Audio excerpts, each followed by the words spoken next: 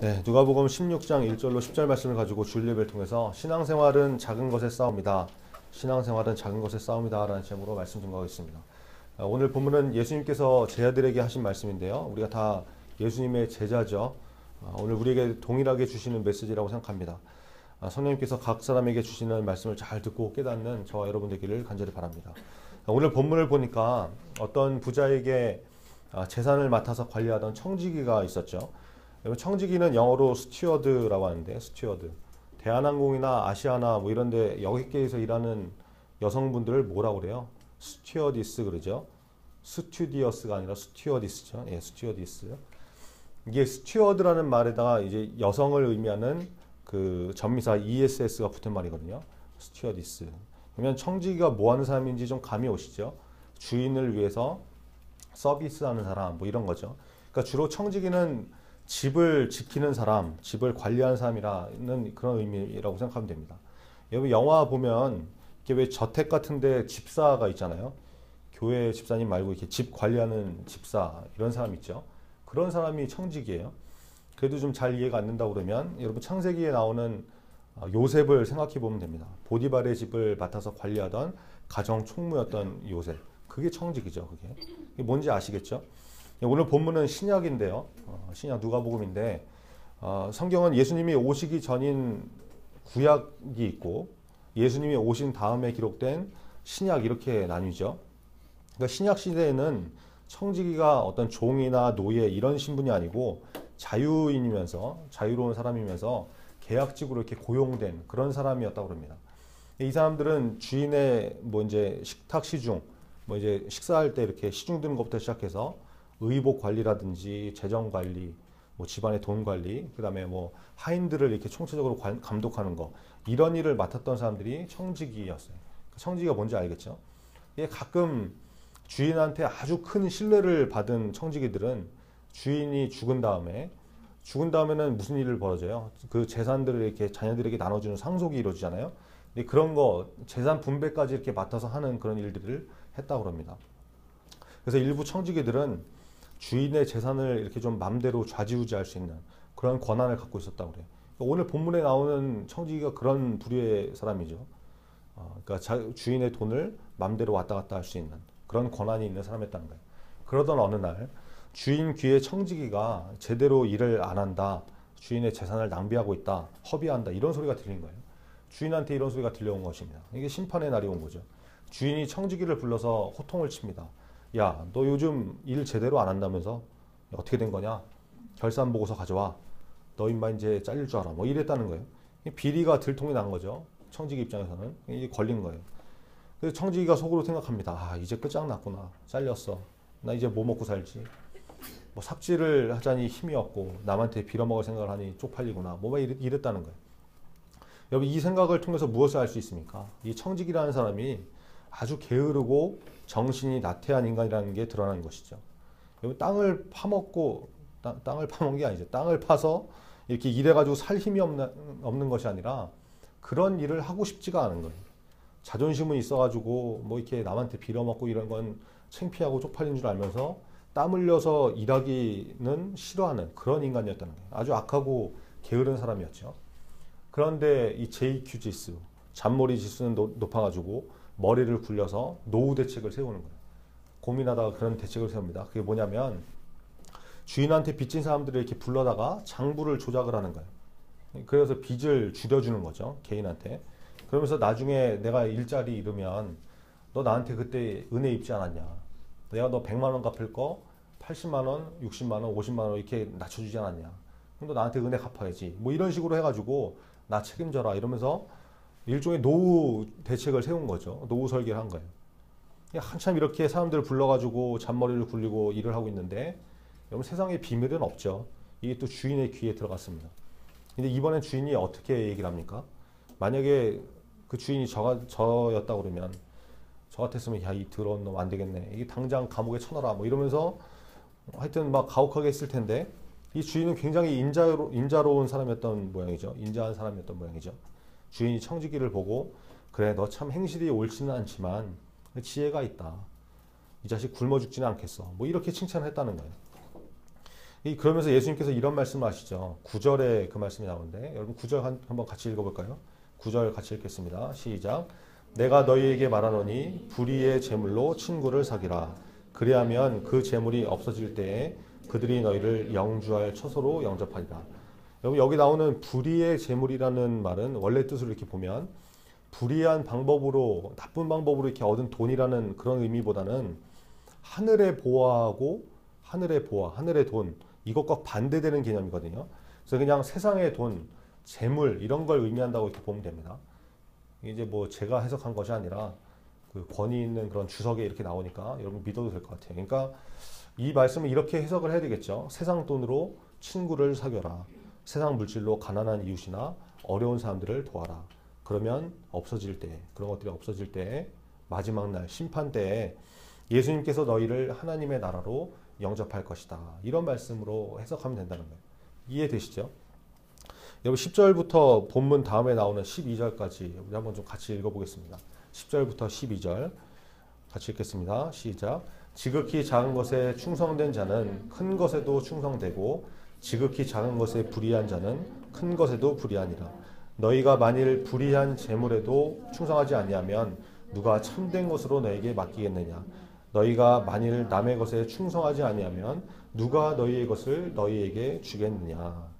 여러분 이 세 절의 말씀이 10절, 11절, 12절 이 세 절의 말씀이 동일한 의미거든요. 그러면 보세요. 10절에서 말씀하는 지극히 작은 것은 뭐예요? 11절에서 나오는 불의한 재물, 아까 얘기했듯이 세상 돈, 이게 이제 지극히 작은 것이 되겠죠. 또 12절에 나오는 남의 것, 남의 일, 이게 지극히 작은 것이 될 수 있다는 거예요. 여러분 세상 돈을 주었을 때 자기 자신만을 위해서 사용하는 사람이 있죠. 자기 배만 불리고 돈을 주면은 남을 먹여 살리는 것이 아니라 자기만 먹고 사는. 그리고 또 하나님의 뜻대로 물질을 사용하지 않는 사람. 또는 자기 일에는 엄청 꼼꼼하게 하면서 누가 무슨 일을 맡기면 대충 하는 사람. 이런 사람은 옳지 않은 청지기 같은 인생이라는 것이다 라고 말씀하는 것이죠. 나중엔 다 뺏기게 된다 이런 말씀입니다. 여러분 이게 메시지입니다. 그래서 사소한 것, 사소해 보이는 것, 작은 것 이거에 소홀히 하면 안 된다는 거예요. 골로새서 3장 23절을 보니까 무슨 일을 하든지 마음을 다하여 주께 하듯 하고 사람에게 하듯 하지 말라. 이게 동일한 말씀이죠. 그렇죠? 여러분 신앙생활은요. 한번 생각을 해보세요. 날마다 뭐 이렇게 막 뭐 야구로 치면 홈런 치듯이 엄청난 결단을 해야 되고 죽기까지 헌신하고 뼈 빠지게 봉사만 하는 것. 이게 신앙생활이 다가 아니에요. 신앙생활 하다 보면 물론 하나님께서 그런 아브라함 같은 그런 믿음의 사람에게 이삭을 바쳐라 라고 하셨던 것처럼 엄청난 순종과 결단이 필요한 사건들도 분명히 있지만 그런 일도 분명히 있지만 날마다 그런 일들만 있는 것은 아니라는 거예요. 한번 생각해 보세요. 허구한 날 그렇다고 그러면 그런 엄청난 일들만 결심해야 되고 뭐 결단하고 헌신해야 되고 뭐 이러면은 여러분 사람이 어떻게 살겠어요? 만약에 그런 일들만 있다 그러면 아무도 신앙생활 제대로 할 수 있는 사람 한 명도 없을 것입니다. 힘들어 죽겠다 그러고 못 살겠다 그러고 이게 사는 건가 맨날 이러고 그렇죠? 큰 믿음의 싸움도 중요하지만 여러분 신앙생활이라는 거는 어떻게 보면 매일매일 벌어지는 어쩌면 정말 아무것도 아닌 것 같은 작은 것, 사소한 일들 이런 걸 가지고 믿음의 싸움을 싸우는 거 이게 더 중요할 수 있다는 거예요. 그래서 오늘 누가복음 16장 10절의 말씀이 신앙생활의 핵심이라고 볼 수 있죠. 지극히 작은 것에 충성된 자는 큰 것에도 충성되고 지극히 작은 것에 불의한 자는 큰 것에도 불의하니라. 사소해 보이고 별 볼 일 없어 보이고 진짜 아무것도 아닌 것 같은 거에 충성하는 사람은 틀림없이 큰 일을 맡겨도 거기에 충성을 다하더라는 거예요. 큰 시험을 만나도 포기하지 않고 충성한다는 것이죠. 그래서 여러분 작은 것이 중요한 것이죠. 작다고 우습게 여기면 안 된다는 것입니다. 구약 성경에 있는 아가서 2장 15절에 보면 우리를 위하여 여우 곧 포도원을 허는 작은 여우를 잡으라. 우리의 포도원에 꽃이 피었습니다. 이런 말씀이 나오는데 여러분 포도원을 허는 것, 포도원을 망치는 것은 다른 것이 아니라 작은 여우라는 거예요. 작은 여우. 뭐 엄청난 게 나타나가지고 뒤집어 엎고 난장판치고 이런 것이 아니라 작은 여우 새끼 한 마리가 포도원을 망치고 다 엉망 만들고 미꾸라지 한 마리가 막 물을 다 흘리듯이 흙탕물 만들고 그러더라는 거예요. 여러분 우리를 무너뜨리는 것은 작은 틈에서 시작된다는 것을 우습게 여기면 안 됩니다. 여러분 댐 있죠? 댐. 뭐 팔당댐, 춘천댐 하는 댐. 여러분 그 댐이 무너지는 것은 어느 날 갑자기 뭐 댐이 이렇게 쫙 두 동강 나왔고 반토막 나가지고 이렇게 무너지는 게 아니죠. 처음에는 바늘구멍 같은 작은 틈이 생겨가지고 거기로 자꾸 이렇게 물이 새 나오고 그 틈이 점점 커지면서 어느 순간에 다 무너져 버리고 마는 거예요. 그래서 기본이 중요한 것이고 작은 거, 사소한 거 이걸 우습게 여기면 안 된다는 것이죠. 여러분 4월 1일이 무슨 날입니까? 만우절이죠. 네, 이게 굉장히 약한 날인데 아주 전 국민이 거짓말을 아무렇지도 않게 하는 그런 날이죠. 저는 여러분한테 그런 날에도 좀 뻥치지 말아라. 그런 악한 일에 동참하지 말아라. 이렇게 가르치잖아요. 그러면 어떤 사람은 이래요. 아니 전도사님 살면서 좀 그런 재미도 좀 있어야지. 뭐 만우절 같은 날이라도 좀 뻥치고 거짓말도 한번 해보는 거지. 뭘 그렇게 빡빡하게 그러냐고. 유난 떨지 말라고. 그래요. 이게 뭘 몰라서 하는 얘기죠. 여러분 어디 성경에 그런 말씀이 있습니까? 데살로니가 5장 22절에 보니까 데살로니가 전서 5장 22절을 보니까 악은 어떤 모양이라도 버리라 이렇게 말씀하는데 구별됨 없이 세상과 똑같이 생각하고 똑같이 살아가니까 자기 소견에 옳은 대로 살아가니까 거기서 다 무너지는 거죠. 성경은 여러분 절대 그렇게 말하지 않아요. 만우절날 뻥치는 거 그게 아무것도 아닌 것 같죠. 하나님의 백성에게는 그것이 깨진 유리창이 될 수 있다는 것입니다. 사소해 보이지만 뻥치는 거 아무렇지 않게 되면 그것이 거짓말이 되고 거짓말이 사기가 되고 그렇죠? 죄가 얼마나 눈덩이처럼 무섭게 불어나는데요. 예수님께서 말씀하시죠. 누가복음 9장 23절에 보니까 또 무리에게 이르시되 아무든지 나를 따라오려거든 자기를 부인하고 날마다 제 십자가를 지고 나를 따를 것이니라. 여러분 신앙생활 이런 거예요. 날마다 이제 날마다 저와 여러분이 날마다 하나님의 말씀을 기억하고 작은 것이라도 하나님의 말씀대로 살기로 날마다 작정하는 그런 믿음의 사람 다 되기를 바랍니다. 여러분 직장이건 교회건 일을 하다 보면요. 어떤 사람이 큰 인물이 될 사람인지 아닌지 알아보는 방법이 있어요. 그 사람한테 작은 것을 맡겨보면 알아요.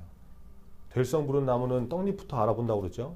진짜 보잘것없이 막 쓸데없는 것 같은 일인 것 같아도 그거 맡기면 될 사람은 묵묵히 충성하고 어떤 일을 맡겨도 잘 해내더라는 거예요.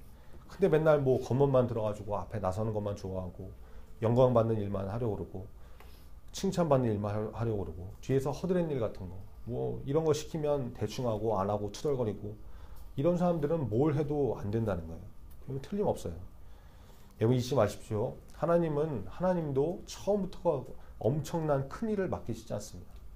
큰 일을 맡겨도 잘할 수 있는 믿음이 있는지 순종과 충성의 모습이 있는지 작은 거 먼저 맡겨서 점검해 보신다고요. 점검해 보신다. 안 보이는 곳에서 어떻게 하는지, 그죠? 어떤 마음으로 일하는지 그거 먼저 보신다는 거예요. 여러분 하나님은 작은 것을 눈여겨 보십니다. 작은 거 맡겨보고 큰 일에도 충성할 믿음이 있는가 점검해 보신다는 거 여러분 기억하시기 바래요. 마태복음 25장 23절에 보니까 그 주인이 이르되 잘하였도다 착하고 충성된 종아 내가 적은 일에 충성하였음에 내가 많은 것을 내게 맡기리니 내 주인의 즐거움에 참여할지어다 하고 이게 그 말씀이죠. 여러분 요셉도 처음부터 애굽의 총리가 된 것이 아닙니다. 그렇죠? 작은 모습일 때, 노예일 때 그때 하나님 앞에 하루하루를 어떻게 살았는가 하나님이 그거 보시는 거죠. 요셉이 노예로 팔려가가지고 대충 뭐 주인 눈치나 보면서 일할 때 요령 피우고 뭐 보디발 사모님이 이렇게 와서 이렇게 유혹할 때 뭐 같이 이렇게 맞장구 치면서 사모님 뭐 제비 한 마리 키우시죠. 이러고 바람 피웠으면은 하나님께서 요셉을 쓰셨겠어요? 아니죠. 중심을 보시는 하나님인데 그럴 리 없으시죠. 노예임에도 불구하고 작은 자리, 작은 일에 충성하니까 하루하루 하나님 앞에 살듯이 살아가니까 하나님께서 높이는 인생이 되더라는 것입니다. 이게 요셉의 강점이죠. 이 모습이 우리 가운데 있어야 될 줄 믿습니다. 오늘 봤던 영상 굉장히 중요한데요. 깨진 유리창의 법칙. 이거 뭐 세상에서 이론적으로 맞다 틀리다 뭐 말들도 많이 있지만 굉장히 의미가 있는 거예요. 사소한 것 같지만 작은 거 하나, 별거 아닌 것 같은 하나가 엄청난 결과를 이끌어내더라는 것이죠. 영상에는 생략됐지만 저 이론에서 내세우는 숫자 공식이 있어요. 100-1은 몇입니까? 100 빼기 1은 99죠.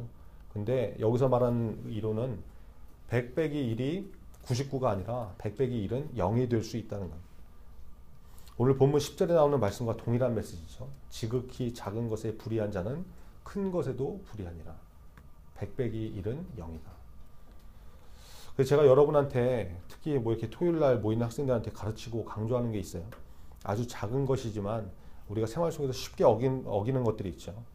뭐 예를 들면 시간 약속 같은 거, 모임 시간 지키고 예배 시간 지키는 거, 이런 거 좀 강조하죠. 그리고 정리정돈 같은 거, 그 모임 끝난 다음에 뒷정리 좀 잘 하라고, 예배 드린 다음에는 자기가 앉았던 자리 정도는 이렇게 치우라고 이렇게 교육을 합니다. 어른들 보면 인사 잘 하라고 그러고 뭐 감사할 줄 알아야 된다, 많이 강조를 하잖아요. 설교하거나 교육하거나 뭐 막 잔소리하면 그때는 반짝하고 나중에 또 경망이 되지만, 그래도 계속해서 교육하는 게 이런 것들이 정말 중요하고 소중한 것이기 때문에 그래요. 우리가 볼 때는 작고 사소한 것이지만 이게 굉장히 중요한 거라는 거예요. 그러니까 가르쳐 줄 때 여러분 잘 배우셔서 여러분 걸로 만드시기 바랍니다. 그래야 성장이 있는 거예요. 여러분 성경에 보면 작은 것에 대한 말씀들이 많이 나오는데요. 한 두 가지만 살펴보고 오늘 말씀 마치겠습니다. 성경이 말씀하는 작은 것 중에는 하나는 혀에 대한 말씀이 있어요. 혀. 우리 사람이 가지고 있는 혀 있죠. 야고보서 3장 5절과 6절을 쉬운 성경으로 보니까 이렇게 말씀합니다. 혀도 마찬가지입니다. 몸 가운데 지극히 작은 부분이지만, 혀가 작은 부분이라는 거예요. 큰 일을 행함으로 자랑합니다. 큰 산불도 아주 조그만 불씨에서 시작하지 않습니까?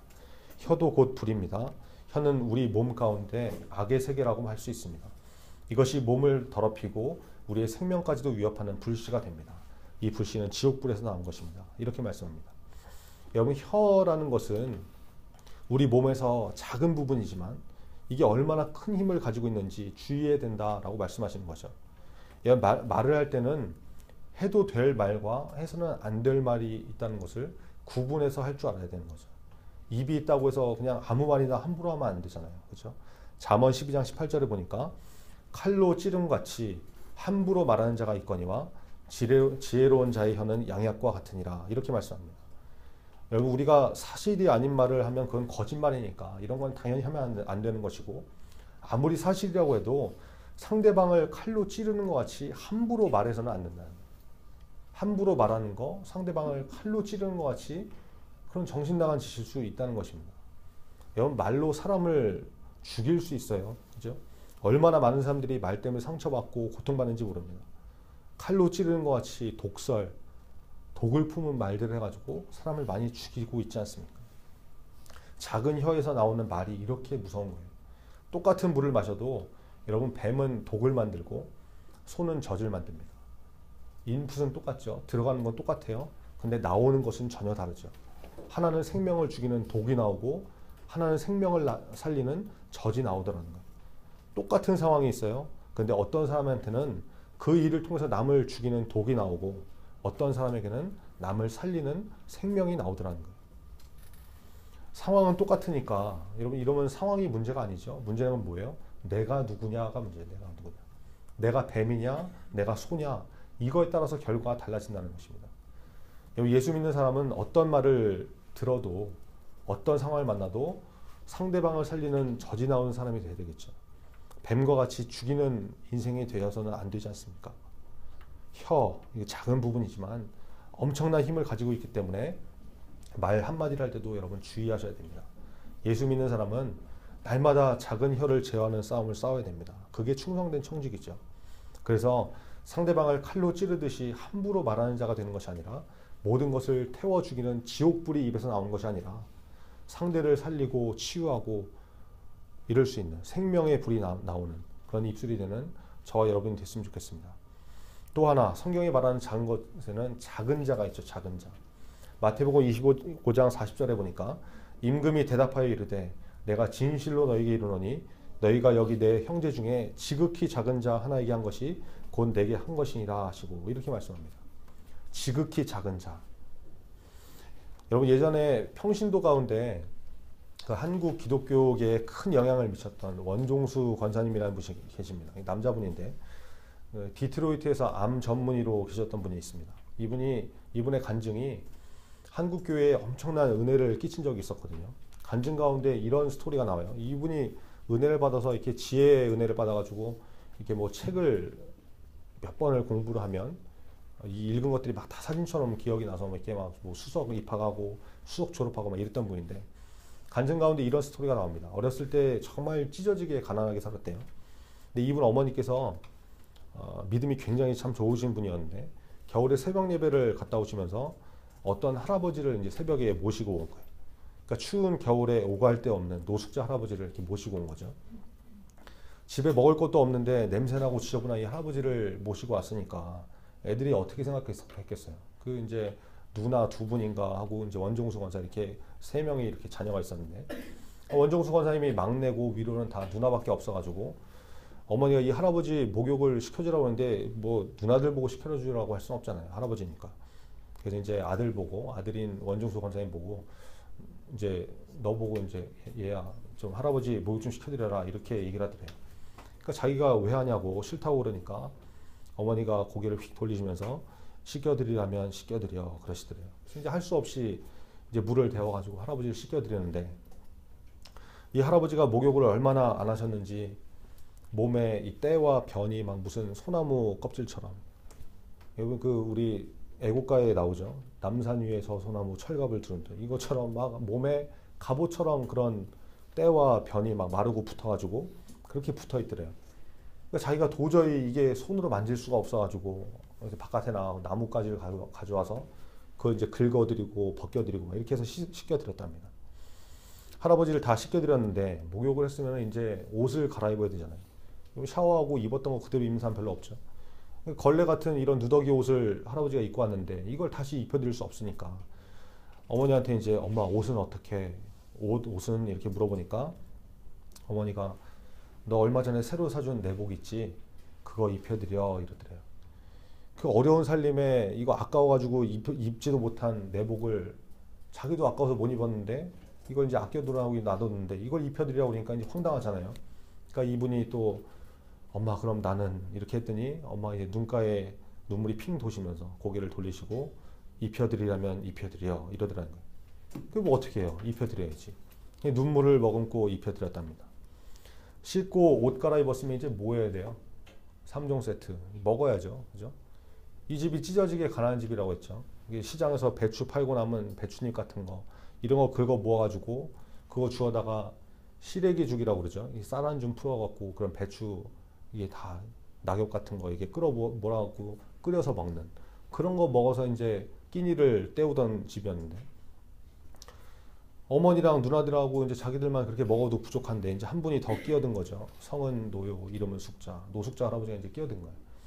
어머니가 밥인지 죽인지 모를 이 음식을 준비해가지고 혼자 먹어도 배가 부르지 않을 그런 양이었는데 많은 사람이 나눠 먹어야 되니까 이게 참 굉장히 안타까운 상황이 된 거죠. 어머니가 죽을 그릇에 담으시더니 너네는 좀 이따 먹어 이러시면서 먼저 할아버지 갖다 드려라 이러시더라는 거예요. 그래서 이분이 엄마 그럼 나는 이러니까 엄마가 또 이제 눈에 눈물이 핑 도시면서 고개를 휙 돌리시면서 갖다 드리라면 갖다 드려 이러시더라는 거예요. 이게 애 입장에서는 이게 미치는 거죠. 이게 갑옷 같은 때도 벗겨드렸지 자기가 아까워서 입지도 못하는 새 내복도 내드렸지 이제 밥까지 막 못 먹게 된 상황이 된 거예요. 근데 어떻게 합니까? 어머니가 그렇게 하라고 그러니까 여러분 같았으면 길길이 날뛰었겠죠. 뭐 이게 집이냐 사는 건가 이거 집 나가버리고 막 이랬을 텐데 이분은 이제 또 어머니한테 순종하는 인생이었으니까 할 수 없이 그렇게 했다는 거예요. 이 할아버지가 얼마나 배가 고프셨던지 눈치도 없이 그날 식구들이 먹어야 될 밥을 혼자 다 드셨다는 거예요. 그래서 그날 가족이 뭐 싹 다 굶었다. 이게 하나 그렇게 할아버지를 대접하고 할아버지가 돌아가실 때까지인가 뭐 몇 개월을 그렇게 집에서 모시고 살았다 이런 간증이 있었습니다. 근데 보세요. 나중에 이 원종수 권사님이 주님을 만나고 기도를 하는데 예수님의 음성이 들리더래요. 예수님께서 기도하는데 종수야 그날 내가 얼마나 추웠는지 몰라. 그런데 네 엄마가 나를 너네 집으로 데려가 줬지. 내 몸이 너무 더러워서 참 불편했는데 네가 나를 씻겨줬지. 그러시면서 그때 장면들을 이렇게 영상처럼 이렇게 촥촥촥 보여주시더래요. 나무 막대기로 때를 긁어내던 그 장면 이렇게 보여주시는데 이분이 예수님 그 예수님이셨으면 말씀하시지. 제가 그러면 손으로 했을 텐데 뭐 이러면서 이제 민망했었다 뭐 이런 얘기 하더라고요. 예수님께서 계속 보여주시더랍니다. 내가 옷이 없어서 헐벗게 되었는데 따뜻한 새 옷을 내게 줬지. 내가 너무 오래 굶어서 배가 부쩍 고팠는데 네가 먹을 밥을 나한테 줬지. 정말 고맙다. 종수야, 내가 평생 너 살 곳을 책임져 주마. 내가 너 입을 것을 평생 책임져 줄게. 내가 너 먹을 것을 평생 책임질게. 걱정하지 마, 염려하지 마. 그러셨다는 거예요. 이 노숙자 할아버지가 예수님이셨다는 거죠. 여러분 마태복음 25장에 보면 양과 염소를 오른편과 왼편으로 나눈다는 말씀이 있습니다. 그럴 때 줄일 때 먹을 것을 주고 배고파할 때 먹을 것을 주고 목마를 때 마시게 하고 나그네 되었을 때 영접한 사람들을 의인이다, 양이다 이러시면서 예비된 하나님의 나라를 상속하라고 예수님께서 말씀하세요. 그때 의인들이 물어봅니다. 주여, 우리가 언제 그렇게 했습니까? 잘 모르겠는데요. 기억 안 나는데요. 이렇게 얘기하니까 하시는 말씀이 아까 그 말씀이죠. 임금이 대답하여 이르되 내가 진실로 너희에게 이르노니 너희가 여기 내 형제 중에 지극히 작은 자 하나에게 한 것이 곧 내게 한 것이니라 하시고, 이 말씀이에요. 원정수 권사님 간증하고 동일한 말씀이죠. 여러분, 예수님은 작은 자의 모습으로 오실 때가 많습니다. 우리가 큰 자만 상대하고 큰 자만 돌아보는 그런 불의한 청지기는 작은 자의 모습으로 오시는 예수님을 외면할 수밖에 없겠죠. 그래서 예수 믿는 사람은 작은 자를 귀하게 여길 줄 아는 그런 사람이 되어야 되는 것입니다. 쉽지 않습니다. 그러나 반드시 기억해야 되는 문제고 그렇게 되어야 하는 것이죠. 여러분 주변에 혹시 소외된 사람이 있습니까? 낮고 천해 보이는 사람이 있습니까? 학교에 그런 사람이 있습니까? 직장에 그런 사람이 있습니까? 그분이 우리의 주님이실 수 있다는 거예요. 가장 낮고 천한 모습으로 찾아오시는 그 예수님을 외면하지 마시고 세상 사람들처럼 똑같이 무시하고 피하고 홀대하고 이러지 마시고 예수님을 대하듯이 섬길 줄 아는 저와 여러분이 됐으면 좋겠습니다. 여러분, 신앙생활은 작은 것의 싸움입니다. 매일매일의 삶 가운데서 순간순간 다가오는 유혹과 어려움이 있습니다. 그때 어떤 반응을 하느냐, 어떤 삶을 사느냐, 이것이 우리의 믿음을 지키는 가장 큰 싸움일 수 있다는 거예요. 오늘 여러 가지 말씀드렸죠. 작은 일에 충성하는 것, 예배 시간 지키고 교회 정리정돈하는 것, 인사 잘하는 것, 혀에서 나오는 말을 잘 지키는 것, 그리고 작은 자를 잘 대할 수 있는 것, 이런 것들이 정말 작고 사소한 것이지만 평소에 그것들이 쌓여서 우리의 신앙을 세우기도 하고 무너뜨리기도 할 수 있다는 것, 여러분 잘 기억하시고 작은 것 하나부터 하나님의 말씀과 뜻대로 살아갈 수 있는 저와 여러분 다 되기를 간절히 바랍니다. 기도하겠습니다.